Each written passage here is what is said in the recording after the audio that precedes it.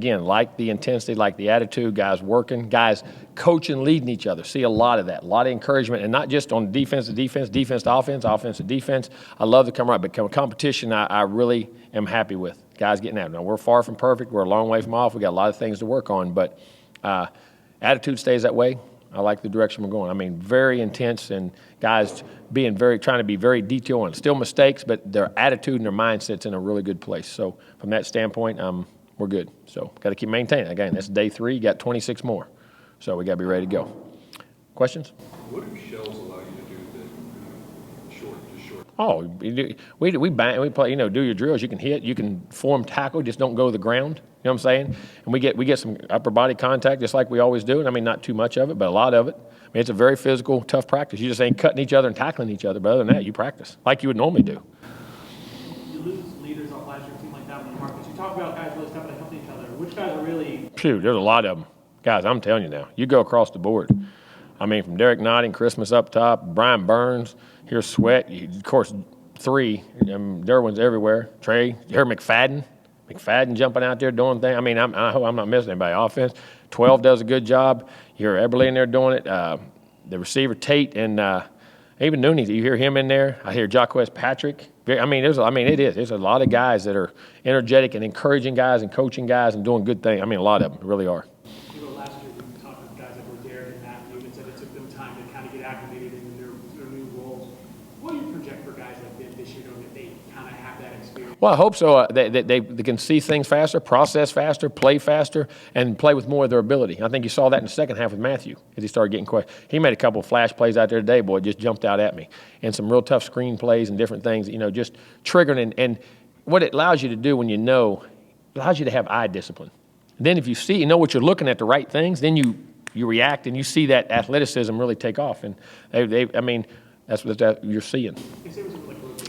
How would you describe to someone what it's like for any person to be in charge of being responsible for the offense or defense and the time it takes to kind of get used to it and comfortable? It's what you dream of. It's what you dream of. You want to be in charge. You want to be the guy making the call. That's what you did when you was a little kid playing in the yard. I mean, that means you have a lot of trust in you, got a lot of faith in you, and you're an intelligent guy. I mean, that's what you dream of doing. I heard you say last month during the ACC kickoff about how good Trubisky, Watson, and Lamar Jackson were. We didn't know at the time those guys were going to be Heisman runner-up, number 2 pick. Going through those 3 guys, playing against those guys, what does that do for you guys moving forward this year? Well, it makes you realize how disciplined you have to be, how intense, how every assignment, alignment. I mean, every little thing can they can take advantage of it. You know what I'm saying? It makes you a better player because you compete against better people. When you're not doing it just perfect, sometimes you've been 95% and your athleticism makes up for the other 5%. You can't do that. And it makes you train your mind to have to be in that mindset, which is really good. Your team kind of takes like a little chip on their shoulder because they know they were so close against those guys last year? Or? Oh, I think that team's over with. That team's gone. This is a new team. That team ain't the same team. Ain't the same guys. I mean, you learn from your lessons. Every whether you win or lose, every opportunity is a learning experience, and you take from those and hopefully grow and don't make the same mistakes. All you guys have played football probably their whole lives, but do you watch the freshmen on the first day in shells to see how they? Oh yeah, and they get big-eyed, starry-eyed, or some of them jump right in the middle of it now, and some of the guys did. Now it was interesting. They ain't backing up, which is what you want. But I think there's 2 reasons for that. I think the way our upperclassmen have taken them under their wing in the summer too. I mean, and making those guys feel comfortable and teaching them what to do. And because usually it's hard for those guys to do it because they have no clue what to do.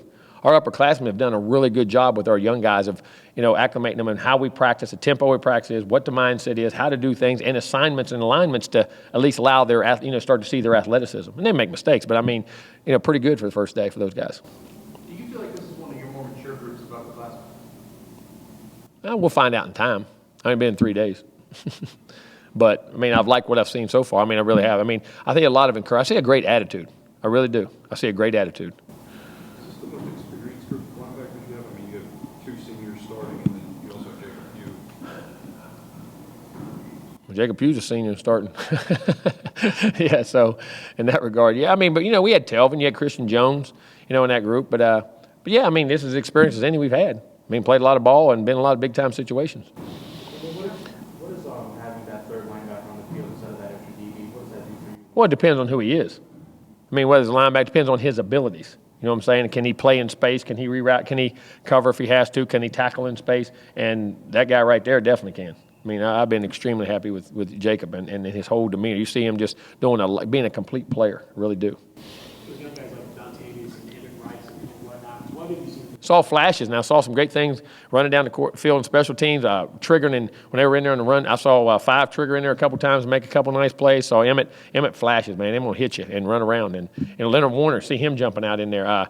Adonis Thomas had some really nice plays. He flashed. I just caught glimpses of good plays, and you notice, you respect. I mean, I loved it. It was good. You seeing those guys. I like that group is doing a pretty good job right now. Seems to be. And again, I'll watch the film and evaluate. But just from practice, and you start watching those guys on the other side. Why is that not being made? Well, that guy made that play. And how it's not just he makes the play; it's how he makes it within the scheme of doing the right things. For the younger linebackers and sophomores, just how important was it for them to get the experience that they were able to get last year? Anytime you get on that field, like I say, it just grows. And no matter how much it is, whether it's special teams, backup roles, at least you know you've walked out there. Now, there's more responsibility and more expectations of them. But at the same time, I think it's a good confidence builder. What does it do to have that depth in that position, do you think, for Matthew, for their push up? Well, again, allows you special teams guys. When they're on special teams, you can rotate series if you have to, or put guys in. You feel very comfortable they can do their job, and you're not going to drop off. Jimbo, 6 games last year, you trailed by double digits. Hmm? This group is more mature and more of a sense of urgency. Well, I don't know if it's sense of urgency. Sometimes it's the other guys. I don't know if it's definitely sense of urgency. Guys make plays. We'll see. We'll find out. I don't know. We ain't played yet. So when can you start kind of getting the idea of the identity of a team? Is it this early? Or? Oh no, we're miles from that. We'll see. By the end of the year when the season's over, you'll start. And I joke about that, but you do. Good teams, the ones that real good teams I've been on, just keep growing as it goes. You just see more and more and more. But the key ingredient to that is one thing. It's one word: attitude. If that's good, you usually can find those things. Because when you have your attitude, you're allowed to be coached and pushed and challenged and all those good things. That happened last year, right? It did. We did, but early we had to learn from it. Hopefully we don't have to go through those learning pains to get there. And I think, our practices seem that way, that we've learned. It seems like you have impact players like each level of the defense. What does that do for you? Very critical, because guys that can, sometimes, like I say, people forget, those other teams are on scholarship too.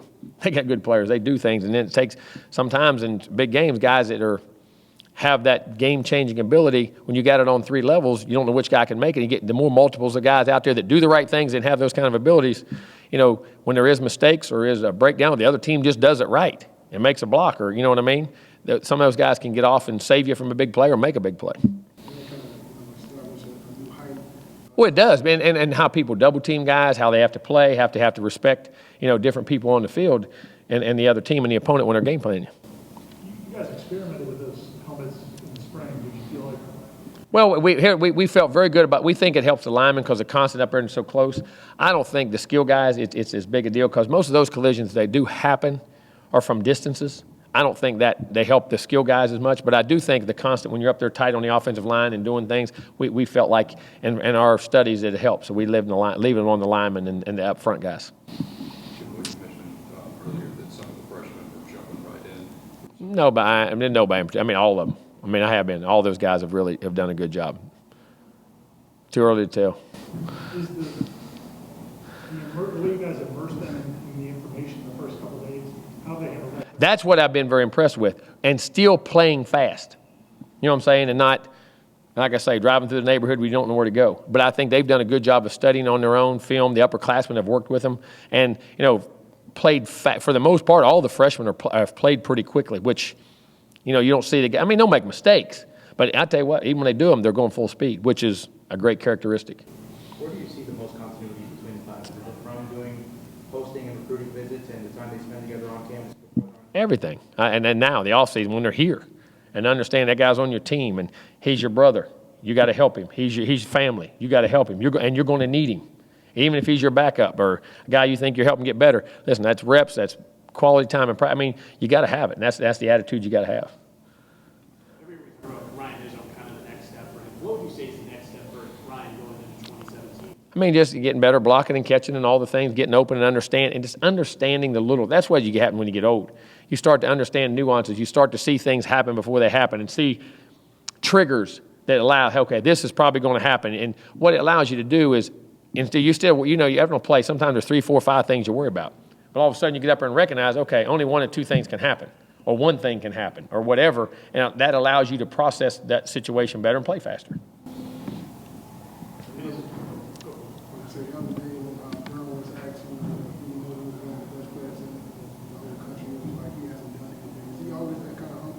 Competitor every day. Competitor every day. I mean, and that's what great players do. They never arrive.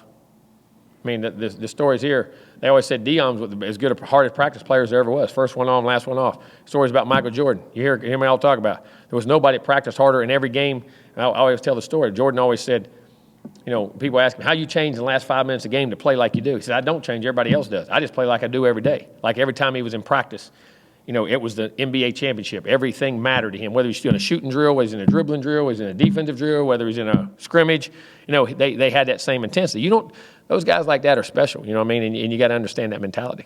We talk about his athleticism and everything, but how about his football IQ? Who's that?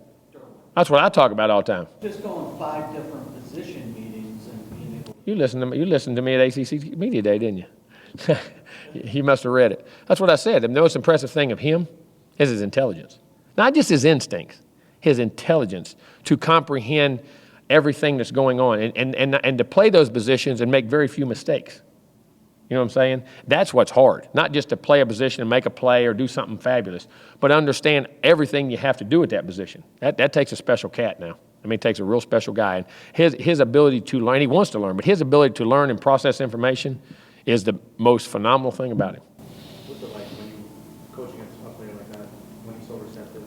Is it a joy to coach? Oh, my Lord. I mean, and he's looking for you. He's looking for you to coach him. Those guys look for you to coach him. What else can you help me with? What other little detail can I get better at? Man, it makes your job fun. I mean, really fun.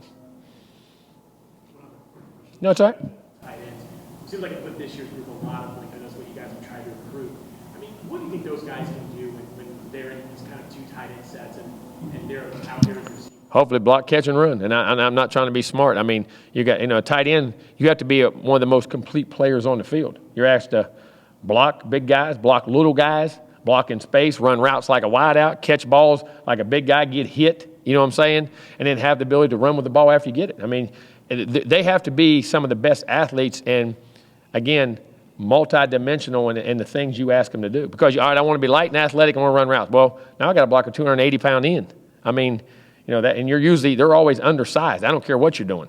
A tight end who play them down guys, they're 272, they're undersized. You got to have great athleticism, toughness, and understand technique. But at the same time, like Ryan and them do, when you get a chance to run a route, now I got to go beat a 200-pound DB.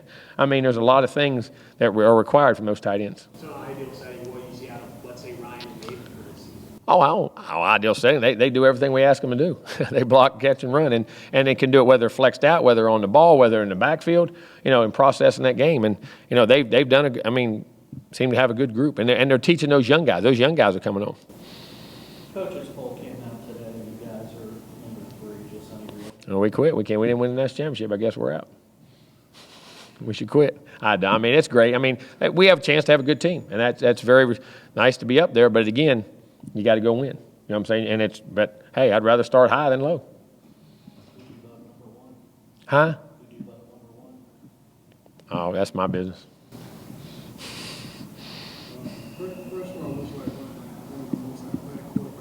Who is that? He's a thrower. He's a quarterback who can run. He's not a runner who plays quarterback. That's the way I always describe guys like that. I mean, certain guys are better runners and athletes, and then they learn the passing game. He's a thrower and a quarterback who can run, not a athlete who plays quarterback. And that's the way I look at him. Shoot, no. React and play. I don't know what's going to happen. I don't know if a hole's going to be there, a situation's going to be there. That's what makes those real good guys. I mean, the ability to extend plays, to scramble and pick up a first down. Just, try to be smart and then be smart and try not to take them when you can. Get it out of your hand. Let your mind work, then react. Yeah, exactly. People didn't realize, even though Jameis wasn't he was deceivingly fast. Jameis really was deceivingly. And he don't get the credit for being as athletic and a runner he is. He really didn't. You guys good? What, you didn't think he was? You didn't think he was? I was just asking, just rolling his eyes. We're good? Thank you.